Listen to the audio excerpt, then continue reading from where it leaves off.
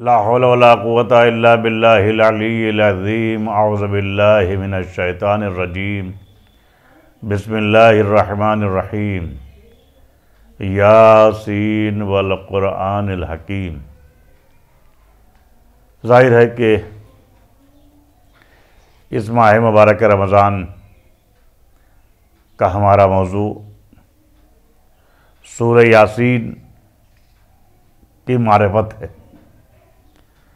حتی الامکان یہ کوشش کروں گا کہ معرفت کے نکات آپ حضرات کے سامنے پیش کرنے کے بعد میں تفسیر بیان کروں اس کی۔ سورہ یاسین جسے مقلب قرآن کہا گیا ہے، قلب قرآن بھی کہا گیا ہے، جس کے لیے یہ ثابت ہے، رسول اسلام صلی اللہ علیہ وسلم نے بھی کہا ہے۔ اکثر ہم سورہ یاسین کے معاملے میں جو یہ ذہنیت رکھتے ہیں کہ خالی یہ جب انسان موت کے شکنجے میں جا رہا ہو تو آسانی سے روح نکلے، اس لیے اس کی تلاوت کی جاتی ہے۔ یہ حقیقت ہے کہ یہ قلب قرآن ہے، سورہ ہر برکت کے لیے کافی ہے، لیکن اس کا مطلب یہ نہیں ہے کہ سورہ یاسین صرف اور صرف اسی وقت پڑھا جائے، بلکہ سورہ یاسین علماء نے کہا ہے کہ جب تم کسی کو دیکھنے جاؤ، کسی کی عیادت کے لیے جاؤ، تو اس وقت بھی سورہ یاسین کی تلاوت کرو، تاکہ اس کے ذریعے سے انسان شفا پائے اور اس کے ذریعے سے اس کے قوت و توانائی آئے۔ ظاہر ہے کہ سورہ یاسین ایک ایسا خزانہ ہے کہ جو لامحدود ہے، جبکہ یوں کہوں کہ جیسا کہ میں نے آپ سے عرض کیا تھا کہ سورہ یاسین کا نام دافعہ اور رازیہ بھی ہے۔ پچھلے درس میں نے یہ آپ سے نام بتائے تھے، دافعہ اور رازیہ بھی کہا، کیونکہ یہ اپنے اہل و ہمدم سے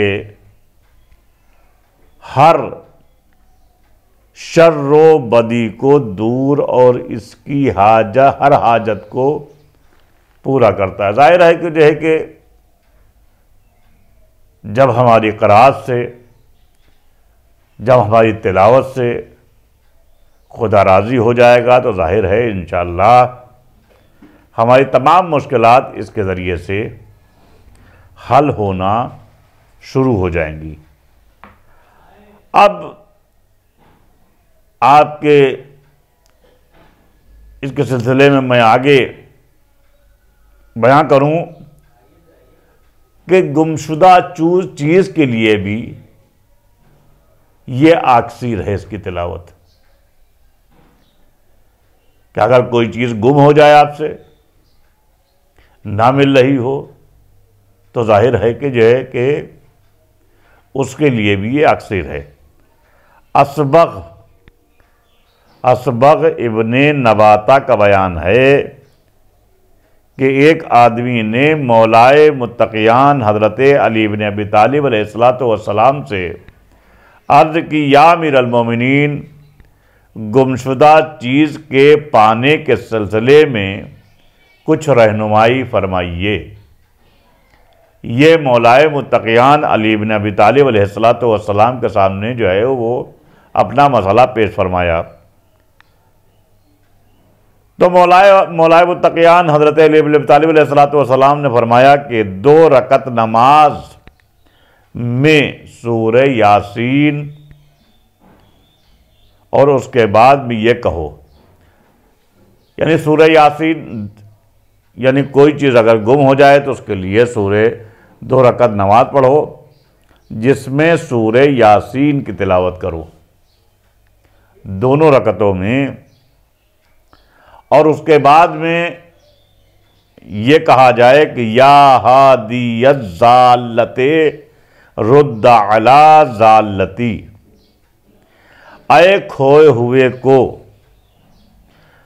پلٹانے والے میرے کھوئے ہوئے کو مجھ تک پلٹا دے۔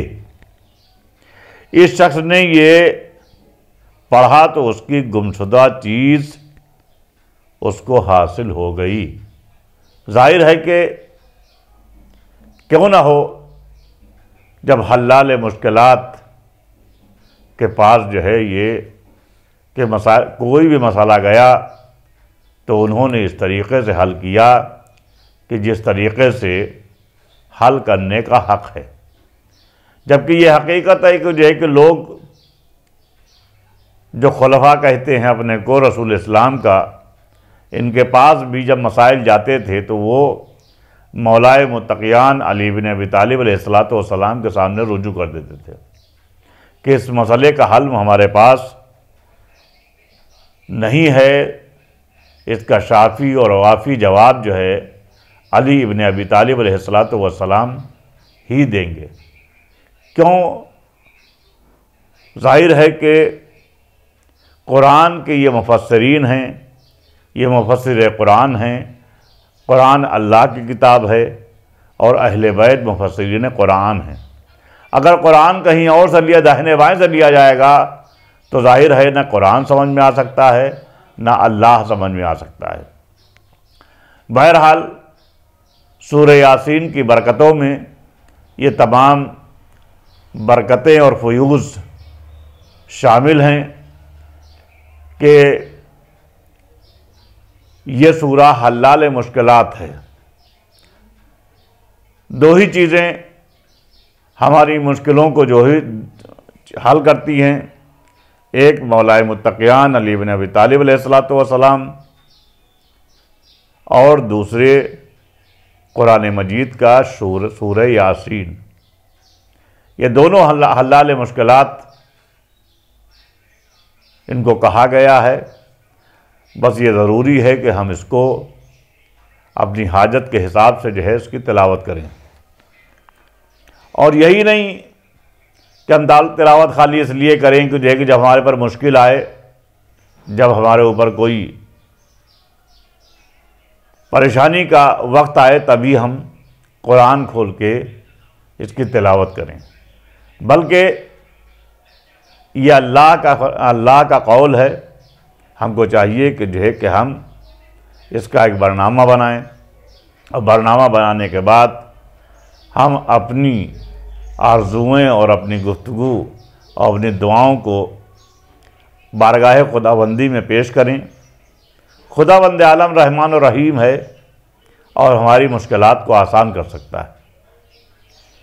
ظاہر ہے کہ ماہ رمضان ایک بہترین مہینہ ہے جس میں ہمارے لیے ایک خداوند عالم نے موقع دیا ہے،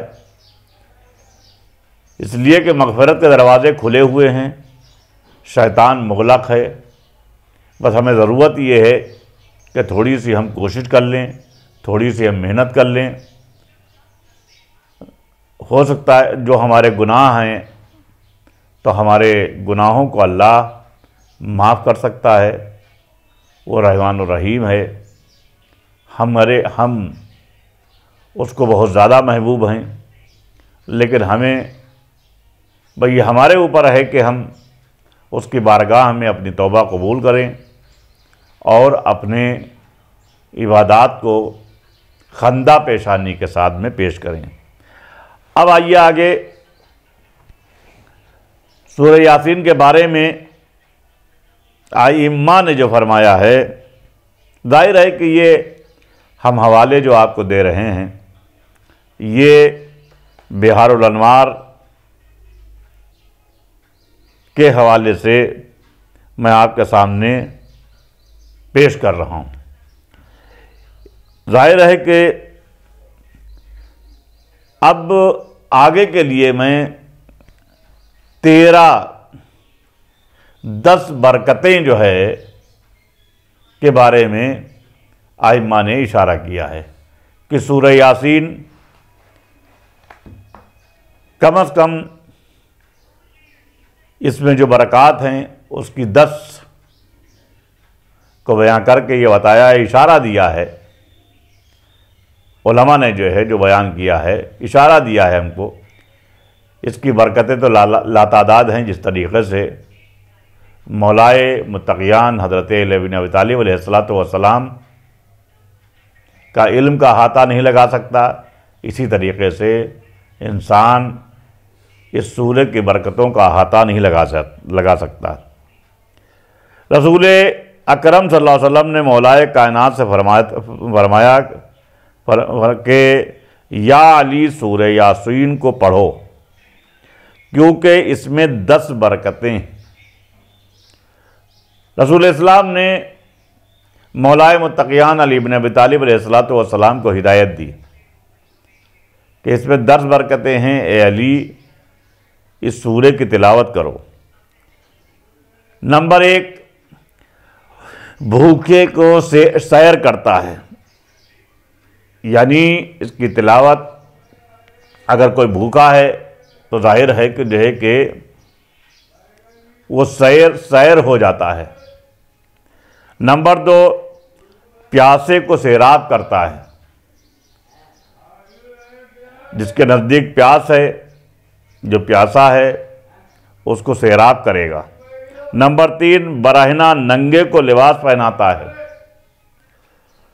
غیر شادی شدہ کی شادی کراتا ہے، خوف زدہ کو امن و امان دیتا ہے، مریض کو شفا یاب کرتا ہے، اسیر کو رہا کرتا ہے، مسافر کی سفر میں مدد کرتا ہے، مردہ سے عذاب کم کرتا ہے، کھوئے ہوئے کو دستیاب کراتا ہے۔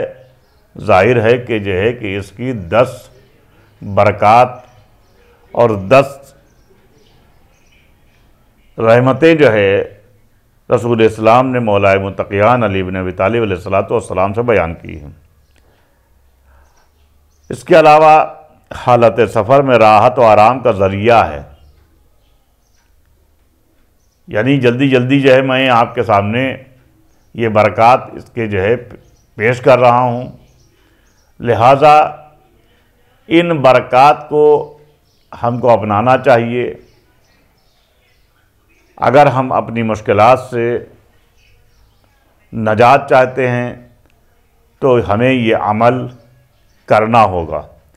سفر میں عموماً سختیاں اور دشواریاں اور زحمتیں پائی جاتی ہیں، چونکہ انسان اپنے گھر، وطن اور اعزاء اور اقارب سے دور ہو کر ذہنی اور فکری سکون مکمل طور پر برقرار نہیں رکھ پاتا۔ ظاہر ہے کہ مسافر جو ہوتا ہے جب گھر چھوڑتا ہے اپنا تو اس کو ایک قلق ہوتا ہے، اپنوں سے دور ہو رہا ہے اور اپنا گھر چھوڑ رہا ہے، اپنے اعزاء چھوڑ رہا ہے، اپنے اقربا چھوڑ رہا ہے۔ ان دیواروں سے بڑا تاثر ہوتا ہے کہ جہاں پر وہ پلا و بڑھا ہے۔ ظاہر ہے کہ اس کی پریشانیوں کے لیے بھی سورہ یاسین کی تلاوت ہمارے لیے باعث برکت ہے۔ پھر یہ کہ اسے بیماری، تنگ دستی، چوری وغیرہ کا اندیشہ بھی لگا رہتا ہے۔ ظاہر ہے کہ جب انسان مسافر ہوتا ہے تو اس کے لیے اپنے سامان کی حفاظت بھی کرنا ہے، اپنی بیماری کا بھی خیال رکھنا ہے۔ اس کے لیے ظاہر ہے کہ ہم کو چاہیے کہ ہم سورہ یاسین کی تلاوت کریں۔ خداوند عالم تمام شرور سے مجھے محفوظ رکھے گا، اور یہ چیز بھی اسے مکمل ذہنی سکون فراہم نہیں ہونے دیتی، لیکن لطف، ظاہر ہے کہ چوری اور وغیرہ کا اندیشہ بھی ہوتا ہے، تو ظاہر ہے کہ اس کو سکون کہاں مل سکتا ہے کہ وہ سفر میں بھی جگہ کرتا ہے، اپنے سامان کو دیکھا کرتا ہے، اپنی چیزوں کو دیکھا کرتا ہے۔ لہٰذا اگر ہم یہ برنامہ بنا لیں کہ سفر میں ہم سورہ یاسین کی تلاوت کرتے رہیں گے تو ظاہر ہے کہ خداوند عالم ہم کو بھی محفوظ رکھے گا اور ہماری چیزوں کو بھی محفوظ رکھے گا۔ ظاہر ہے کہ آداب سفر کی رعایت کے ساتھ یقیناً ممکن ہے کہ انسان کے لیے سفر میں جسمانی سلامتی، نشاط، شادابی، فکر، اطمینان، سکون کے اسباب فراہم رہیں۔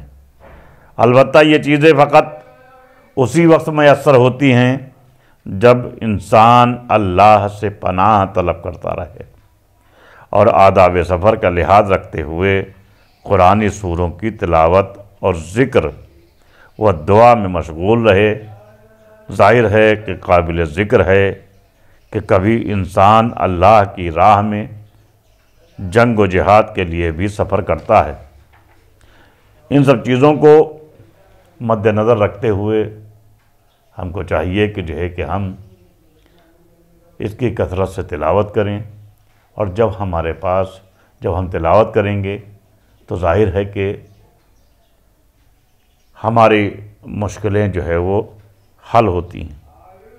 اس کے لیے کثیر علماء نے بھی، آیات کرام نے ہماری رہنمائی کی ہے کہ دیکھو سورہ یاسین حلال مشکلات ہے۔